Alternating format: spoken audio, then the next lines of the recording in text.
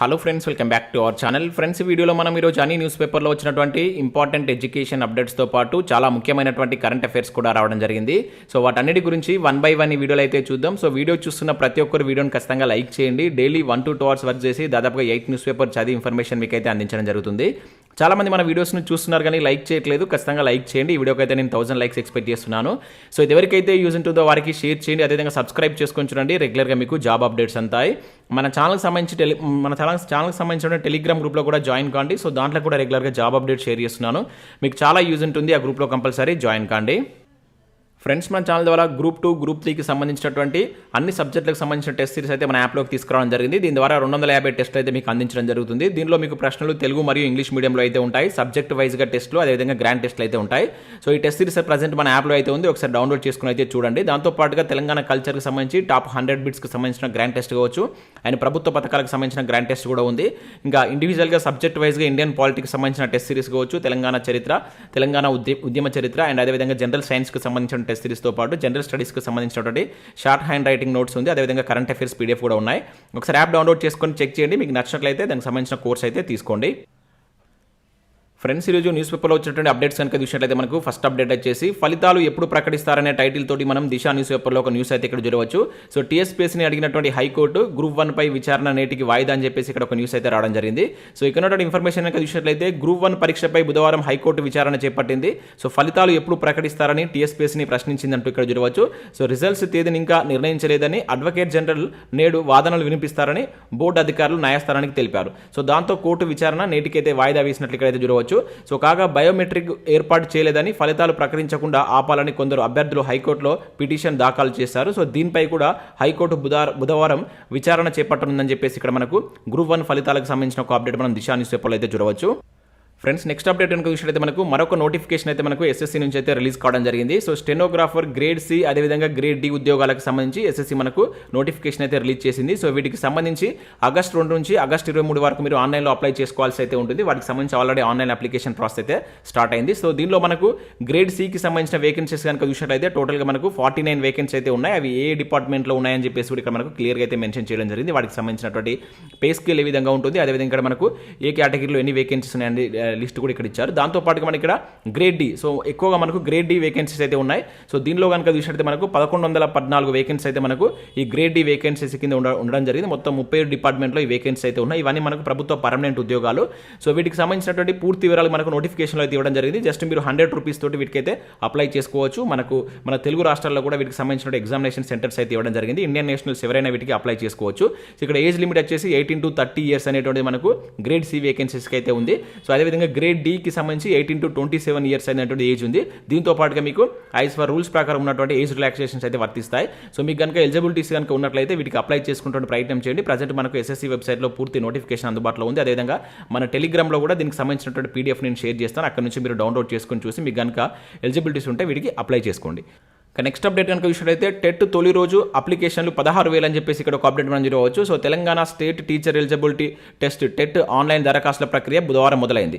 So మధ్యాహ్నం 1 గంట నుంచి రిజిస్ట్రేషన్ల ప్రాసెస్ మొదలైంది. సో తొలి రోజు రాత్రి 10 గంటల వరకు 16,000 మంది అప్లై చేశారంటే ఇక్కడ చూడవచ్చు. సో టెట్ వెబ్సైట్లో పేపర్ 1, పేపర్ 2 ఎగ్జామ్ సిలబస్ వివరాలు పెట్టారు. అయితే గతంలో పెట్టిందే ఈసారి కూడా పెట్టారని అభ్యర్థులు చెప్పారు. సో సిలబస్ ఇప్పటికీ 3-4 సార్లు మారినా ఇంకా 2015 పాఠ్య పుస్తకాల ఆధారంగా ఉంటూ పేర్కొనడంపై అభ్యర్థులు క్లారిటీ కోరుతున్నట్లు ఇక్కడ ఒక అప్డేట్ అయితే మనం చూడవచ్చు. సో టెట్కి సంబంధించి మనకు నిన్న నుంచి ఆన్లైన్ అప్లికేషన్ ప్రాసెస్ అయితే స్టార్ట్ అయింది. మీరు త్వరగా వీటికి అప్లై చేసుకునే ప్రయత్నం చేయండి. లాస్ట్ వరకు సైట్ బిజీ ఉండడం, సో తర్వాత సెంటర్స్ అనేవి ఫుల్ కావడం, అటువంటి ప్రాబ్లమ్స్ ఉంటాయి కనుక సో అప్లై చేద్దాం అనుకున్న అభ్యర్థులు త్వరగా 1 or 2 daysలో అప్లై చేసేటువంటి ప్రయత్నం అయితే చేయండి. ఇక నెక్స్ట్ కనుక చూసినట్లయితే నర్సింగ్ ఎగ్జామ్కు 94% హాజరు అంటే ఇక్కడ ఒక అప్డేట్ మనం చూడవచ్చు. సో పరీక్షకు 38,674 మంది హాజరు, 5,204 పోస్టులకు 40,000 మంది అప్లై చేశారంటే ఇక్కడ చూడవచ్చు. సో మనకు స్టాఫ్ నర్స్ పోస్టుల భర్తీకి medical and health services board బుధవారం ఎగ్జామ్ అయితే నిర్వహించింది. సో క్వశ్చన్ పేపర్ ఈజీగా వచ్చిందని నర్సింగ్ అభ్యర్థులకు తెలిపారు. సో ఉదయం నుంచి సాయంత్రం వరకు 3 షిఫ్టుల్లో ఆన్లైన్ మన కంప్యూటర్ బేస్డ్ టెస్ట్ ఎగ్జామ్ అయితే జరిగింది. సో ఉదయం సాయంత్రం సెషన్లో వచ్చిన ప్రశ్నల కంటే మధ్యాహ్నం సెషన్లో కొంత కఠినంగా వచ్చాయని చెప్తున్నారు. సో హైదరాబాద్, వరంగల్, నిజామాబాద్, ఖమ్మం జిల్లా కేంద్రాల్లో మొత్తం 39 సెంటర్లో పరీక్ష నిర్వహించారంటే ఇక్కడ చూడవచ్చు. 5,200 పోస్టులకు 40,000 మంది అప్లై చేసుకోగా నిన్న 38,000 మంది అంటే 94% మంది హాజరైనట్లు ఇక్కడ ఇవ్వడం జరిగింది.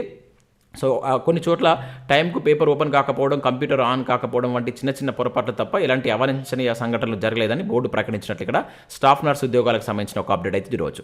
సో నెక్స్ట్ ఇక్కడ మనకు గ్రూప్ 2కు సంబంధించి ఒక అప్డేట్ అయితే చూడవచ్చు. టీ-షార్ట్లో 5 గంటల పాటు గ్రూప్ 2 క్లాసులు అని చెప్పేసి ఒక అప్డేట్ అయితే రావడం జరిగింది.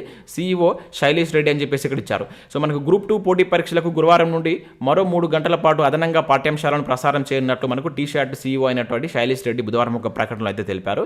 గత నెల రోజులుగా ప్రతిరోజు 2 గంటల పాటు ప్రసారాలు అందించినటువంటి టీ-షార్ట్ నెట్వర్క్ ఛానల్లో మరో 3 గంటలు అదనపు ప్రసారాలు పెంచుతున్నట్లు, ఈ రోజు నుంచి అవి 5 గంటల నుంచి 10 గంటల వరకు ప్రసారాలు కొనసాగుతున్నట్లు ప్రకటించారు. సో నిపుణ ఛానల్లో సాయంత్రం 5 గంటల నుండి రాత్రి 10 గంటల వరకు ఇంగ్లీష్, జియోగ్రఫీ, ఉద్యమ చరిత్ర, ఎకానమీ సబ్జెక్టులపై ప్రసారాలు ఉంటాయని, సో మరుసటి రోజు విద్యా ఛానల్లో తెల్లవారుజామున 5 గంటల నుండి 10 గంటల వరకు పునఃప్రసారాలు ఉంటాయని తెలిపారు. సో గ్రూప్ 2 పరీక్ష మనకు ఆగస్టు 29, 30 తేదీల్లో నిర్వహిస్తున్నటువంటి Tspsc ప్రకటించడంతో సో అభ్యర్థులకు మరిన్ని పాఠ్యాంశాలు అందించాలనే ఉద్దేశంతో ఈ నిర్ణయం తీసుకున్నట్లు ఇక్కడ మనకు ఒక అప్డేట్ అయితే రావడం జరిగింది. సో గ్రూప్ 2 కోసం ఎవరైతే ప్రిపేర్ అవుతున్న అభ్యర్థులు ఉంటారో వీటిని అయితే యూజ్ చేసుకుంటే ప్రయత్నం చేయండి. సో క్లాసెస్ టైం అయితే ఇక్కడ పెంచడం జరిగింది. ఇక నెక్స్ట్ కనుక విషయం అయితే మనకు స్టాఫ్ సెలక్షన్ కమిషన్ నుంచి మనకు రీసెంట్గా మరొక నోటిఫికేషన్ కూడా రిలీజ్ అయింది. గతంలో మనకు ఒక 15 days బ్యాక్ అయితే రిలీజ్ కావడం జరిగింది. సో 324 JEE పోస్టులకు సంబంధించి నోటిఫికేషన్ అయితే రిలీజ్ చేశారు. సో వీటికి సంబంధించి మీరు ఏ విధంగా ప్రిపేర్ కావాలంటే ఈరోజు మనకు ఈనాడులో ఒక మంచి ఆర్టికల్ అయితే ఇవ్వడం జరిగింది. సో దీనిలో మనకు పేపర్ 1 అండ్ పేపర్ 2 అని చెప్పేసి 2 పేపర్స్ అయితే ఉంటాయి. సో వాటి యొక్క సిలబస్ ఇక్కడ ఇచ్చారు. అదేవిధంగా పేపర్ 2 ఆన్లైన్లో ఉంటుంది.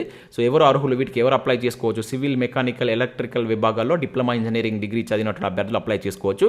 సో దరఖాస్తు ప్రక్రియ కావచ్చు, ఏ విధంగా ప్రిపేర్ కావాలి, ఏ సబ్జెక్ట్ ఎలా ఉంటుంది అనేటువంటి పూర్తి డీటెయిల్స్ తోటి మనకు ఈనాడు న్యూస్ పేపర్లో ఒక మంచి ఆర్టికల్ ఇచ్చారు. సో ఎవరైతే అప్లై చేద్దామనుకున్న అభ్యర్థులు, అప్లై చేసిన అభ్యర్థులు ఒకసారి దీన్ని చూసేటువంటి ప్రయత్నం చేయండి. మీకు మీ ప్రిపరేషన్లో చాలా యూజ్ అవుతుంది. ఇక నెక్స్ట్ విషయంలో అయితే టెట్ ఫీజు మళ్ళీ పెంచారంటే ఇక్కడ ఒక అప్డేట్ జరగవచ్చు. ₹100 పెంపుతో దరఖాస్తు రుసుము 400. సో విమర్శిస్తున్నటువంటి విద్యార్థులు అంటే జరగవచ్చు. సో ఉపాధ్యాయ అర్హత పరీక్ష టెట్ దరఖాస్తు రుసుము పాఠశాల విద్యాశాఖ ₹100 పెంచడంపై విమర్శలు వస్తున్నాయి. సో రాష్ట్రంలో 2016లో తొలిసారి నిర్వహించినటువంటి టెట్కు ₹200 ఉండగా 2017లో అదే రుసుము కొనసాగింది. 22 జూన్లో జరిగినటువంటి దానికి 300 పెంచారు. తాజాగా ఇప్పుడు 400 పెంచారు. సో ఈసారి దాదాపుగా 3 లక్షల మంది పరీక్ష రాయనున్నారు. ₹400 ఫీజు చెల్లించి బీఈడీ పూర్తి చేసిన అభ్యర్థులు పేపర్ 2తో పాటు పేపర్ 1 కూడా రాసుకోవచ్చు. అయితే పేపర్ 1 మాత్రమే రాసేటువంటి తమకు కూడా 400 వసూలు చేయడం ఏంటని డిఈడి అభ్యర్థులు ప్రశ్నిస్తున్నారు. సో ఈసారి ఫీజును తగ్గించాలని ఇక్కడ ఏదైతే డిఈడి బీఈడి అభ్యర్థుల సంఘం రాష్ట్ర అధ్యక్షుడు రామ్మోహన్ రెడ్డి డిమాండ్ చేస్తున్నట్లు ఇక్కడ ఒక అప్డేట్ మనం జరగవచ్చు. సో నెక్స్ట్ అప్డేట్ ఇచ్చినట్టయితే మనకు 9న పాలమూరులో మెగా జాబ్ మేళా అంటే ఇక్కడ జరగవచ్చు. ఇది మహబూబ్ నగర్ జిల్లాకు సంబంధించిన అప్డేట్. సో జిల్లా యువతకు స్థానికంగా ఉద్యోగాలు కల్పించేందుకు academy for skill and knowledge task ఆధ్వర్యంలో ఈ నెల 9న పట్టణంలో ఉన్నటువంటి శిల్పారామంలో మెగా జాబ్ మేళా నిర్వహిస్తున్నట్లు ఇక్కడ మనకు మంత్రి శ్రీనివాస్ గౌడ్ అయితే ప్రకటించడం జరిగింది. సో దీనికి సంబంధించి ఉదయం 9 గంటల నుంచి సాయంత్రం 5 గంటల వరకు అయితే ఈ జాబ్ మేళా ఉంటుందట. 10 IT కంపెనీలు అయితే రాబోతున్నాయి. సో దీనికి 650 మందికి ఉద్యోగాలు కల్పించనున్నట్లయితే ఇవ్వడం జరిగింది. సో ఇంటర్మీడియట్ డిగ్రీ 10th నుంచి స్టార్ట్ చేస్తే మీరు డిగ్రీ వరకు చదివినటువంటి అభ్యర్థులు, ITI చేసిన అభ్యర్థులు దీనికి ఎలిజిబుల్ అని చెప్పేసి ఇక్కడ ఇవ్వడం జరిగింది. ఈ జిల్లాకు సంబంధించిన అభ్యర్థులు ఎవరైనా ఉంటే దీన్ని యూజ్ చేసుకోండి. ఇక నెక్స్ట్ కనుక విషయం అయితే మనకి ఇండియన్ ఎకానమీకి సంబంధించి చాలా మంచి ఆర్టికల్ అయితే ఇవ్వడం జరిగింది. సో భారతదేశంలో ముఖ్యమైనటువంటి పన్నులకు సంబంధించిన ఒక ఆర్టికల్ ఇచ్చారు. ఒకసారి ఈనాడు న్యూస్ పేపర్ డౌన్లోడ్ చేసుకొని చూసేటువంటి ప్రయత్నం చేయండి. దాంతోపాటుగా ఇండియన్ జాగ్రఫీకి సంబంధించినటువంటి బిట్ బ్యాంక్ కూడా ఇచ్చారు. సో దీన్ని కూడా ఒకసారి మీరు ప్రాక్టీస్ చేయండి. సో ఇవి మనకు వివిధ న్యూస్ పేపర్లో వచ్చినటువంటి ముఖ్యమైనటువంటి ఎడ్యుకేషన్ అప్డేట్స్. ఈ రోజు అయితే చాలా ఇంపార్టెంట్ కరెంట్ అఫైర్స్ ఉన్నాయి. ఎక్కడ మీరు స్కిప్ చేయకుండా ఎండ్ వరకు చూడండి. ఖచ్చితంగా లైక్ చేయండి. సో నేను చెప్తున్నా కూడా చాలా తక్కువ మంది వీడియోని లైక్ చేస్తున్నారు. ఖచ్చితంగా లైక్ చేయండి. ఒకటే వీడియోలో మీకు ఎడ్యుకేషన్ అప్డేట్స్ అదేవిధంగా కరెంట్ అఫైర్స్ కలిపి అందించడం జరుగుతుంది. సో లైక్ చేసి ఎవరైతే మీ మిత్రులు కాంపిటేటివ్ ఎగ్జామ్ ప్రిపేర్ అవుతున్న అభ్యర్థులు ఉంటారో వాళ్ళకి దీన్ని షేర్ చేసేటువంటి ప్రయత్నం చేయండి. సో ఇక్కడ మనం ఫస్ట్ కరెంట్ అఫైర్ కనుక చూసినట్లయితే అవయవ దానంలో మనమే ఆదర్శం అంటే ఇక్కడ ఒక ఇంపార్టెంట్ కరెంట్ అఫైర్ జరగవచ్చు. సో ఇక్కడ చూసినైతే బ్రెయిన్ డెడ్ డొనేషన్లో తెలంగాణ ఫస్ట్, అవయవ మార్పిడిలోను అగ్రస్థానం. సో రెండింటిలో తెలంగాణ అయితే ఫస్ట్ ఉంది. సో నేడు ఢిల్లీలో రాష్ట్రానికి కేంద్రం అవార్డు అని చెప్పేసి ఇక్కడ ఒక అప్డేట్ అయితే రావడం జరిగింది. సో ఇక్కడ మనం చూసినట్లయితే అవయవ దానంలో దేశానికి మరోసారి తెలంగాణ ఆదర్శంగా నిలిచిందని చెప్పేసి ఇక్కడ ఒక అప్డేట్ అయితే రావడం జరిగింది. 2022లో మరణించినటువంటి సో ఇక్కడ బ్రెయిన్ డెడ్ వారి యొక్క అవయవాలను దానం చేయడంలో తెలంగాణ దేశంలోనే మొదటి స్థానంలో నిలిచింది. ఈ కేటగిరీలో అవయవ మార్పిడి శస్త్రచికిత్సల్లోనూ కూడా మనది టాప్లో నిలవడం జరిగింది. ఇంపార్టెంట్ అని రెండిట్లో మనది టాప్ ఉంది. సో దీనికి గుర్తింపుగా మనకు కేంద్రం తెలంగాణకు స్టేట్ విత్ ఇక్కడ highest number of deceased donor అనేటువంటి అవార్డును ప్రకటించింది. So national organ and tissue transplantation organization అనేది మనకు గురువారం ఢిల్లీలో జరగనున్నటువంటి 13వ జాతీయ అవయవదాన దినోత్సవం. సో ఇది కూడా ఇంపార్టెంట్ గుర్తుంచుకోండి. సో ఈ కార్యక్రమంలో భాగంగా మనకు రాష్ట్రానికి అవార్డు అయితే బహుకరించున్నారు. సో ఇంపార్టెంట్ అండి. సో ఇది గుర్తుంచుకోండి. అండ్ రెండిట్లలో మనది ఫస్ట్ వచ్చింది కనుక సో ఎట్లయినా మనకు క్వశ్చన్ అడగవచ్చు, అది కూడా గుర్తుంచుకోండి. దాంతోపాటు ఇక్కడ మన తెలంగాణ తర్వాత మిగతా ఏ రాష్ట్రాలైనా కూడా ఇక్కడ గుర్తుంచుకోవాల్సి అయితే ఉంటుంది. ఉంటుంది. ఇక్కడ మనకు చూసినట్లయితే సో మరణించిన వారి నుంచి తీసినటువంటి అవయవాలను మార్పిడి చేయడంలో తెలంగాణ టాప్ ఉంది. సో అదే ఎంతంటే 530 ట్రాన్స్ప్లాంట్ సర్జరీలు అయితే జరిగాయంట. ఆ తర్వాత మనకు తమిళనాడులో ఇంత 519, కర్ణాటకలో 415, తర్వాత గుజరాత్, తర్వాత మహారాష్ట్ర. సో ఈ విధంగా అయితే ఉంది. అదేవిధంగా బ్రెయిన్ డెడ్కి సంబంధించి చూసినప్పుడు 2022లో తెలంగాణలో 194 బ్రెయిన్ డెడ్ డొనేషన్లు అయితే జరిగాయి. సో దానిలో మనకు మళ్ళీ తెలంగాణ ఫస్ట్ ఉంటే Tamil Nadu second, Karnataka third, Gujarat, Maharashtra same ఈ విధంగానే ఉండడం జరిగింది. సో ఈ రెండింటిని గుర్తుంచుకోండి. వరుస క్రమంలో అమర్చండి అన్నప్పుడు సో ఈ విధంగా క్వశ్చన్ అడుగుతారు. మనకు రీసెంట్ గ్రూప్ 1 ప్రిలిమ్స్లో కూడా ఈ టైప్ ఆఫ్ క్వశ్చన్ ఒకటి మనకు అడగడం జరిగిందండి. చాలా చాలా ఇంపార్టెంట్. కాకపోతే దాన్ని డిలీట్ చేశారు. నిన్నటి మనకు ఏదైతే 8 క్వశ్చన్ డిలీట్ చేసిందో ఈ క్వశ్చన్ కూడా ఉంది. సో ఇంపార్టెంట్, చూసుకునే ప్రయత్నం చేయండి, గుర్తుంచుకునే ప్రయత్నం చేయండి. ఇక నెక్స్ట్ చూసినట్టయితే ఇక్కడ ఫార్చ్యూన్ లిస్టులో రిలయన్స్ 88 అంటూ చూడవచ్చు. గత ఏడాదితో పోలిస్తే 16 స్థానాలు అప్ అని చెప్పేసి ఇక్కడ ఇచ్చారు. భారత్ నుంచి 8 కంపెనీలకు చోటు. సో ఇది కూడా గుర్తుంచుకోవాలి. సో ఇక్కడ చూసినట్టు ఏడాదికి గాను విడుదల చేసినటువంటి ఫార్చ్యూన్ గ్లోబల్ 500 కంపెనీల జాబితాలో భారత కుబేరుడు ముఖేష్ అంబానీకి చెందినటువంటి రిలయన్స్ ఇండస్ట్రీస్ లిమిటెడ్ అనేది సో ర్యాంకింగ్లో మరింత మెరుగుపడింది. 2022లో 104వ స్థానంలో ఉన్నటువంటిది ఇప్పుడు 16 స్థానాలు ఎగబాకి 88వ స్థానానికి చేరిందండి. సో ఇప్పుడు ప్రజెంట్ స్థానం ఏంటంటే 88. ఇది గుర్తుంచుకోండి. అంతకుముందు ఏ పొజిషన్లో ఉంది అనేది ఇంపార్టెంట్. అదేవిధంగా భారత్ నుంచి ఎన్ని కంపెనీలకు ఈ చోటు దక్కిందంటాడు. 8 కంపెనీలకి చోటు దక్కడం జరిగిందనమాట. సో ఇక్కడ మనం చూసినట్లయితే 8 కంపెనీలో కొన్ని కంపెనీస్ కూడా ఇక్కడ ఇచ్చారు.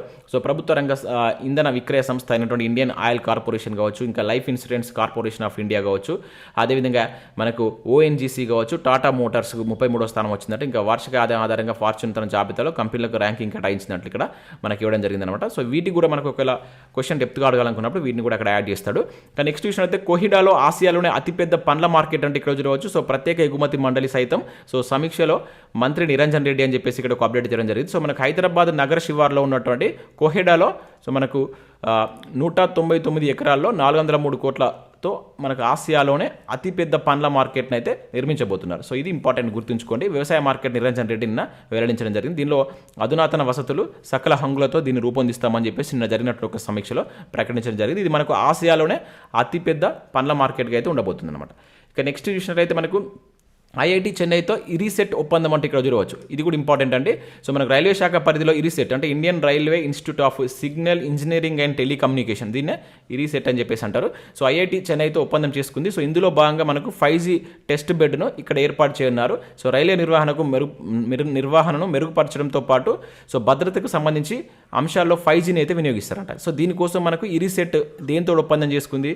సో ఐఐటి చెన్నై తోటి ఒప్పందం చేసుకుంది. సో ఇది మనం గుర్తుంచుకోవాల్సి ఉంటుంది. ఇటువంటి మనకు నేరుగా అడుగుతారు దేంతో ఒప్పందం చేసుకుందని చెప్పేసి అడగడానికి ఛాన్స్ ఉంటుంది. ఇక నెక్స్ట్ చూసినట్లయితే మనకు జపాన్లో సో కనూన్ తుఫాన్ అంటే ఇక్కడ చూడవచ్చు. సో ఇంపార్టెంట్ అండి.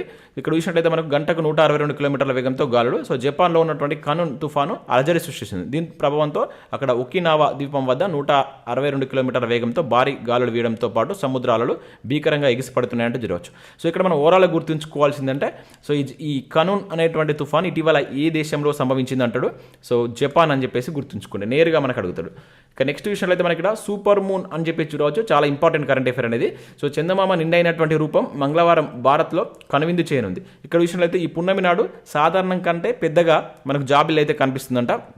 సూపర్ మూన్ అనేటువంటి ఈ పరిమాణం సో చంద్రుడు భూమికి దగ్గరగా వచ్చినప్పుడు జరుగుతుంది. సో ఎప్పుడు జరుగుతుంది సూపర్ మూన్ అనేది? సో ఇట్లా కూడా మనకు స్టేట్మెంట్ బేస్లో అడుగుతారు. ఎట్లా చంద్రుడు భూమికి దగ్గరగా వచ్చినప్పుడు జరుగుతుంది అన్నమాట సూపర్ మూన్. సో ఈ నెల 30న మరోసారి ఇది చోటు చేసుకుంటుందని చెప్పేసి కూడా ఇచ్చారు. సో చివరిసారిగా మనకు ఇది 2018లో వచ్చిందంట. సో ఇప్పుడు మళ్ళీ మనకు ఆగస్టు 30న కూడా రాబోతుంది. చాలా ఇంపార్టెంట్, గుర్తుంచుకోండి. సో ఇక్కడ 2018లో చివరిసారిగా ఓకేనా. సో మళ్ళీ ఎప్పుడు రాబోతుంది? తిరిగి 2037లో ఇలా జరగనుంది. సో సూపర్ మూన్ నాడు చందమామ సాధారణం కంటే 7% పెద్దగా అంటే 16% ప్రకాశవంతంగా కనిపిస్తుందంట. సో ఆగస్టు 30న మనకిది సో మరొకసారి రాబోతుంది. ఓకేనా, గుర్తుంచుకోండి. ఎప్పుడు సంభవించిందని అంటాడు డైరెక్ట్గా. సో ఆ డేట్లు బేస్ చేసుకొని మనకు క్వశ్చన్ అడుగుతారు కనుక వాటిని గుర్తుంచుకోండి. ఇంకా నెక్స్ట్ విషయం అయితే మనకు చిన్నారులకు చిరునవ్వుల జీవితం అంటే చూడవచ్చు. ఆపరేషన్ ముస్కాన్లో 2617 మందికి విముక్తి అని చెప్పేసి ఇక్కడ ఇచ్చారు. సో మనకు ఆపరేషన్ ముస్కాన్ 9లో భాగంగా 2354 మంది బాలురు 263 మంది బాలికలకు విముక్తి కల్పించారు. సో వీరిలో 2230 మందిని కుటుంబాల చెంతకు చేర్చారు. 387 మందిని రెస్క్యూ హోమ్లకు తరలించినట్లు ఇక్కడ ఒక అప్డేట్ చూడవచ్చు. సో ఇక్కడ ఈ ముస్కాన్ అనేది దేనికి సంబంధించి అంటాడు. సో చిన్నపిల్లలు ఎవరైతే తప్పిపోతారో సో వాళ్ళ యొక్క ఇంటికి చేర్చేటువంటి ప్రోగ్రామ్ అనమాట. సో దానిలో మన తెలంగాణ నుంచి 2617 మందికి విముక్తి కలిగించినట్లు ఇక్కడ ఒక అప్డేట్ అయితే మనం చూడవచ్చు. ఇంకా నెక్స్ట్ విషయం అయితే రాష్ట్రంలో 68% శిశువులకు తల్లిపాలు అంటే ఇక్కడ చూడవచ్చు. సో మనకు జాతీయ కుటుంబ ఆరోగ్య సర్వే గణాంకాల ప్రకారం సో శిశువులకు తల్లిపాలు అందించడంలో దేశ సగటు 63% ఉంటే సో తెలంగాణ మాత్రం 68% తోటి అగ్రగామిగా నిలిచిందని చెప్పేసి ఇక్కడ ఒక అప్డేట్ అయితే మనం చూడవచ్చు. సో ఇది కూడా గుర్తుంచుకొని నేరుగా అడుగుతాడు. సో ఇవి మనకు వివిధ న్యూస్ పేపర్లో వచ్చినటువంటి ఇంపార్టెంట్ ఎడ్యుకేషన్ అప్డేట్స్, అదేవిధంగా కరెంట్ అఫైర్స్. సో కంపల్సరీ వీడియోని లైక్ చేసి మీ మిత్రులకైతే షేర్ చేయండి. అదేవిధంగా మన యాప్ను డౌన్లోడ్ చేసుకోండి. దీనిలో మీకు యూస్ఫుల్ కంటెంట్ అయితే ఉంది. గ్రూప్ 2, గ్రూప్ 3 యూజ్ అయ్యేటువంటి వాళ్ళకు టెస్ట్ సిరీస్ అయితే ఉన్నాయి. యాప్ డౌన్లోడ్ చేసుకొని చెక్ చేయండి. Thanks for watching. Thank you everyone.